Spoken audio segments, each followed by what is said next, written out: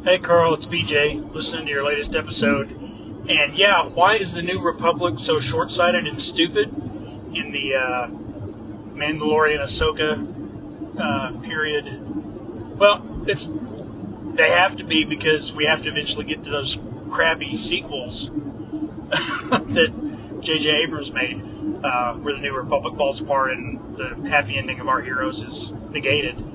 That's why the New Republic has to be stupid, because the timeline dictates it.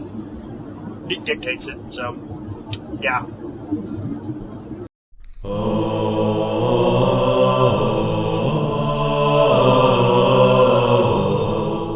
Carl Rodriguez is the GMologist, GM extraordinaire, the GMologist. Hello, everyone, and welcome to the Geomologist Presents. That is BJ Boyd giving you his opinion on why, in the Mandalorian verse, the latest shows about in the Star Wars verse post Return of the Jedi, and before the latest series of sequels, so the original trilogy, right? And yeah, it just seems that the New Republic is, as shown not just in this show, but also in the last Mandalorian, how short-sighted, obtuse, and incompetent they are. And they don't listen to reason. They don't listen to the evidence. It makes me think that they're spies of the old remnant, but apparently they're not. They're just incompetent. So I guess that's what's going to cause all their problems. But it's really weird too. And so there's a really good. It's not canon anymore, but there's a really good sequel to the original trilogy called Heir to the Empire by Timothy Zahn way back in the day, and it introduced General Thrawn, and he had this big plot, and the plot was thwarted by the big four, right? So Luke, Leia, Han, Chewbacca, with some side characters. They introduced Mara Jade, some other really cool characters. Lando Calrissian was there as well. Really cool locales, and it was pretty neat. There was even some scenes on Kashyyyk. So I don't know what they're doing. I mean, why not? I mean, really, I've been talking to a lot of people. I'll get to that in a second. But I've been talking to people in the biz, and there is really a push to just recast Han Solo, Princess Leia, and Luke Skywalker. And I think that the actors are cool with that. Well, Carrie Fisher unfortunately has passed away, but Mark Hamill and Harrison Ford have been.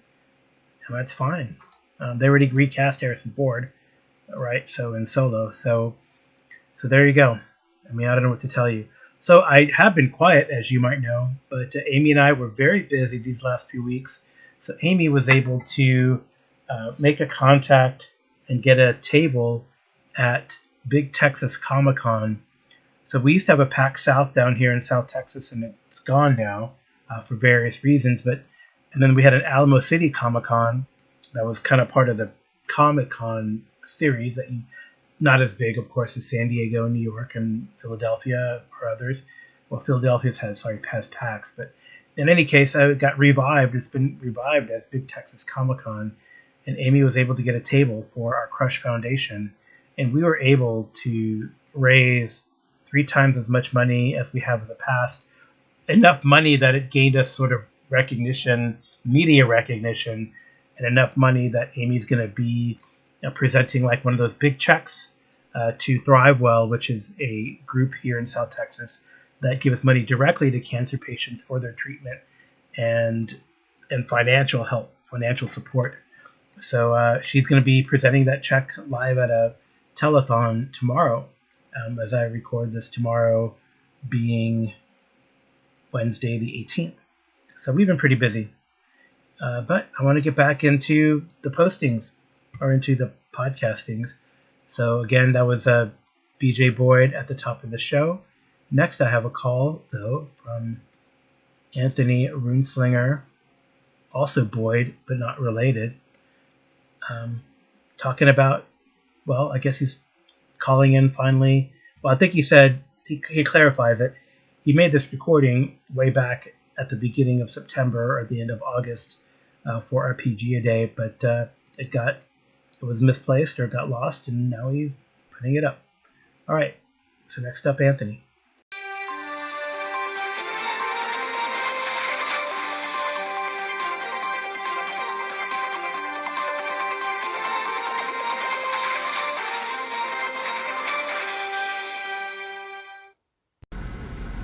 Hey, Carl and Amy. Just calling in to congratulate you on completing RPG A Day 2023. I really enjoyed the ending of your run with the two of you working together to bring out the responses. I liked the tone of it, the interaction of it. So anyway, thanks again for participating for another year, and I look forward to speaking with you soon. Take care. Thank you so much, Anthony, and I like what you and Dave Chapman do for RPG A Day every year. It was really fun to be able to post, and it's fun. I think Amy participated on my Discord and more or less every day and dropped her entries there. I had a really nice thread on the Discord, and I really enjoyed that. The interaction there for people who generally don't go onto podcasts and leave a message, but really love the interaction with the Discord. I got people from my home group, people from my online groups. So it was really cool. And then Amy and I decided to do the last bit there, which is pretty cool. I'm looking forward to it next year. So today will probably be a little short, but I haven't talked about the two Call of Cthulhu, Cthulhu related games that I've been running. Very quick, before I get into the games, I'd like to give a short spoiler warning. So the Call of Cthulhu 7th edition game that we run are from Tales of the Miskatonic Valley. So it is Regiment of the Dread. And the Achtung Cthulhu, no spoilers there, because you'll see why. All right, on to it. The first one is a Call of Cthulhu sort of 1920s, using 7th edition, but jumping back to older adventures and older products, probably from 5th, I'm thinking.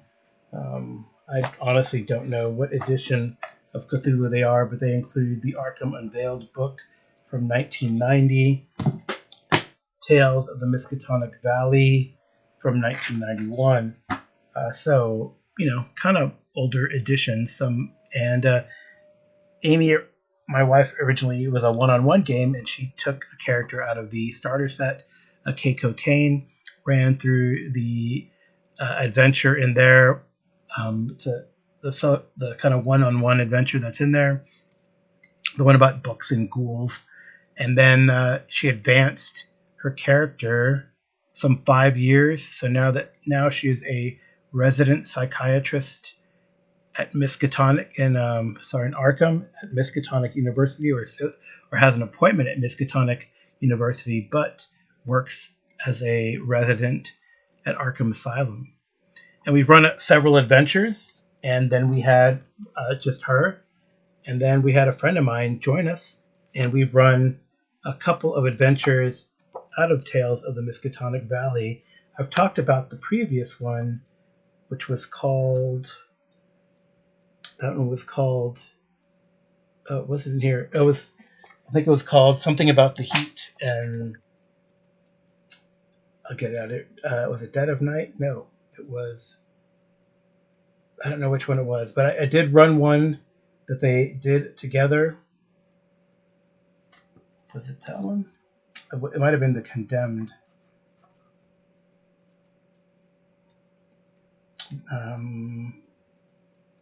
Nope, it was not that one. I wonder if it was in Tales of the Miskatonic, but I've been using other books too. There's a new Tales of the Miskatonic by Stygian Fox, but this is not the same book. The book, like I said, I have is from here. I don't know. I don't know where the other adventure was. It doesn't matter. The adventure we're running now, that we're currently in, has been pretty cool. Um, there's actually some really good adventures in Tales of the Miskatonic Valley, and this one that I'm running now is called Regiment of the Dead. And for those of you who like to follow the Civil War and other military history, it's pretty interesting because it revolves around the anniversary of the Second Battle of Bull Run. So it begins like midday, August 26th, and then it begins with a woman coming to Miss Kane and her trusted companion, Cornelius Samuels, played by a friend of ours. And this woman said that her father, who was in an old person's home, was feeling sick, having nightmares. And then, so they went to go talk to him. There was something weird happening at the War Memorial at Christchurch Cemetery. And it turns out that this man, and Edward Houghton, was an old drummer boy at the Battle of Bull Run. They also learned that there is a man nearby named Upton Lamar Whedon, who was a hero there at Second Battle of Bull Run. Eventually, so weird things start happening to this memorial. It starts morphing and changing to something very foul, remnant of the dead. It has like the cells of necrotic tissue, cells of humans. They kind of look at it. They take some samples and because Keiko is dating Mickey Harrington, a detective there in Arkham, so she gets access. So her and Cornelius examine the strange morphing of this memorial. They are able to convince the people where Houghton is staying to listen into his dreams, and they get a really interesting account. And it turns out that everything that Upton Lamar Whedon has said is a lie, and he was actually acted cowardly at the second battle, but in fact was named a hero at that battle. So they eventually go out to the Whedon estate, and it turns out he is draining the life force of one of his guests. There's some strange goings-on. He seems a little megalomaniacal. Thank you so much for being here to see my glory. Some crazy stuff like that. And Keiko actually knows some spells. Has, as a side note, she has befriended, stolen spells, exchanged spells with an Asenath Waite. Has confronted Goody Fowler at Hangman's Hill and kept her imprisoned. Has made friends with ghouls in the area. So Keiko Kane is probably on a downward spiral to madness. Cornelius is unfortunately just a watcher of this all. Perhaps he will help her, perhaps he will not. So in any case, so she actually casts a spell and they subdue this crazy guy. And then when they find a tunnel that leads out, that goes to a well house. They try to escape. And there's a mist has come upon the estate. There's these strange, lanky, corpse-looking things walking around, along with the corpses of Civil War soldiers. Actually, and then they're fired upon. The old drummer boy, Edward Houghton, went with them, and he was gunned down. And one of the policemen who's tagged along with them on some misadventures, Mickey's come along too. He got shot, and Keiko and Cornelius had to stabilize him in the vehicle as they're trying to get away. But it turns out that there's no way out of this strange demi-plane that they find themselves in. So we haven't picked it up since then, but it's been really good. It's a good set of adventures. We'll see how they do and what happens to them at the Whedon estate. As it seems like Upton Lamar Whedon is a sorcerer of some ability and has called this something to recreate the battle. That's what they suspect. So we'll see what happens next time we play. We haven't gotten together for a while because of the aforementioned big Texas Comic-Con, and our other friend has been out of town as well. So hopefully, and we're going to be out of town this weekend, so hopefully we'll jump back to it maybe be a good thing to do a Halloween weekend if we're able. So anyway, so that was just Call of Cthulhu 7th edition, but using older products, which are still really good, still crazy adventures and a lot of mystery and things, puzzles to solve. They what I liked is that they kind of went to the newspaper and found out about this Upton Lamar Whedon. Um, so they've also talked to, like I said, this Edward Houghton fellow. So it's really good. So I'm really almost done with this adventure. So yeah, I hope they survive. I hope they continue. How Call of Cthulhu goes. There's this bleeding off of your sanity, but I guess the good thing is that both Cornelius and Keiko have had a bout of madness. So now the next phase, would, of course, be that the next phase where what's it called? Temporary insanity. So yeah, we'll see if they survive it. It seems like it's pretty deadly and mind racking, brain racking. Okay, next one to talk about is Achtung Cthulhu. So my home group, they've been dancing around this idea of playing Call of Cthulhu, but they did compromise to run Achtung Cthulhu, and I was going to run like a one shot for them, but they're very much of the mindset, I want to make my own character. I don't want to play pre-gens. I hate pre-gens. Some of them actually are that vehement about playing pre-gens.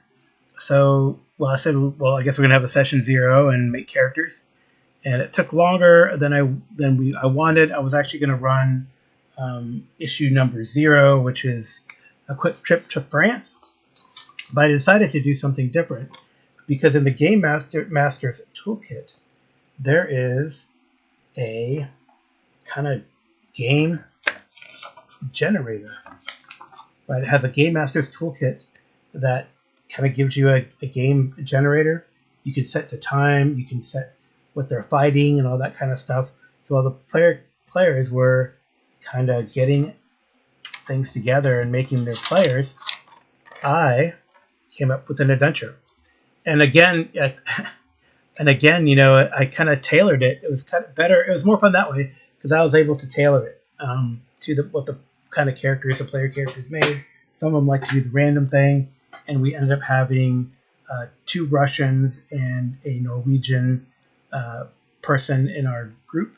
So a Russian ex-Navy but sniper, a Russian doctor, now occultist, and a Norwegian politician, now resistance fighter. So I set the date kind of not so much randomly, but kind of tailored it again to the player characters, and I put it in September 1941, occupied Norway. The plot hook was a renowned hero needs a favor, and the favor was to suppress or pursue forbidden knowledge to increase power. So it's Nazi occupied Norway.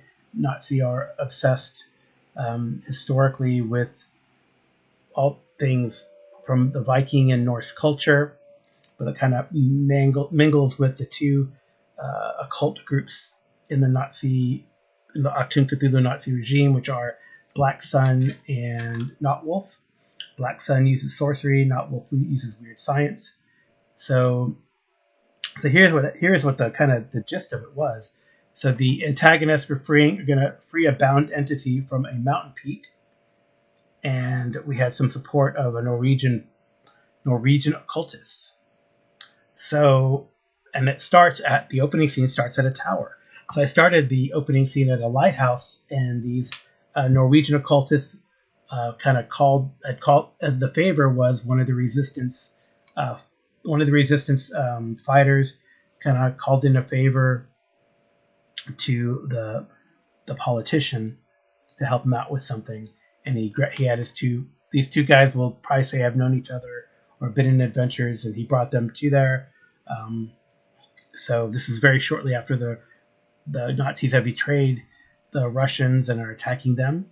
So it worked out. So they help these Norwegian cultists, and they tell them that. So I guess what I set it up is that Jorder, the Norse god of the sea, had sent dreams to his priests on Earth, or his worshippers, and said that his ex-wife, whom he still cared for, though they were estranged, Scotty, was in trouble. So the players met these people. They were told that the next stop is, where is Scotty now, or where is she located? Where is she being assaulted? And they would learn that at a Grim library. That's the scene 2 that I sent. And then there they would find the location of the peak, the mountain where Scotty was being attacked. So then we set off. It was a really good. So of course, right after the Norse priest gives the information, the player characters, probably tipped off by an insider. That's what the Norwegian resistance player character decided, or probably, or felt. They were attacked by Nazis on a patrol boat or frigate, who had started shelling the tower. When they run out of there, there's some Panzer Grenadiers in a half track, an SFKZ, opening fire. But then the player characters, between the sniper and the occultist, who caught all those Panzer Grenadiers who piled out of the half track, caught them on fire. They shot at the lieutenant, who was on the kind of MG-34 attached to the half track. The sniper took out the driver. Resistance. Oh, and then they teleported, because the Russian occultist doctor has teleport. They teleported next to the SKB, and then it tried to drive off, but the sniper took out the driver, and then they kind of finished them off, got out of there, and then the closing scene for our little opener, the closing action for our little opener, because it had taken a long time to make characters who only had one book, was the resistance fighter got onto the MG-34, opened fire on the Nazis and gunned all the Nazis that were on fire, and stopped, dropping, and rolling, or tried to recover from being on fire. Just gunned them all down. And then they decided to get out of there because, and then he spoofed the destroyer. The people on the boat tried to hail him, and the resistance fighter, in his best German, confused them or spoofed them to say, everything's fine, it's all fine here. But then they decided to take off before the destroyer decided that it was a ruse. The second session was kind of mostly a lot of FaceTime for the face for this resistance fighter, and he was able to, at various checkpoints along the way to the ferry landing, they had to cross 2 ferries because there's no bridges at this time across some of the fjords in Norway. So they had to take 2 ferries, both of course guarded. The Face did a great job getting through the first ferry. No conflict. They were in this SKV. They had, even though the uniforms were a little bloody, a couple of them were able to put on uniforms and act as a lieutenant, etc. I mean, there's no real-time communication between these groups. They're kind of spread out, and really in the countryside especially. I'm sure there's a lot of Nazis in Bergen and Oslo, and maybe a little further north. But so he was able to get through checkpoints. They got through a first ferry. In fact, they actually helped. On the first ferry they actually stole the ferry. They took out the 2 Nazi troops that were on the ferry, and the ferry boatman was sympathetic to the resistance, picked up his family, dropped them off further down the fjord, and then they got to the second. When they got to the second ferry crossing, though, it was manned not just by regular Nazi troopers, but there was also a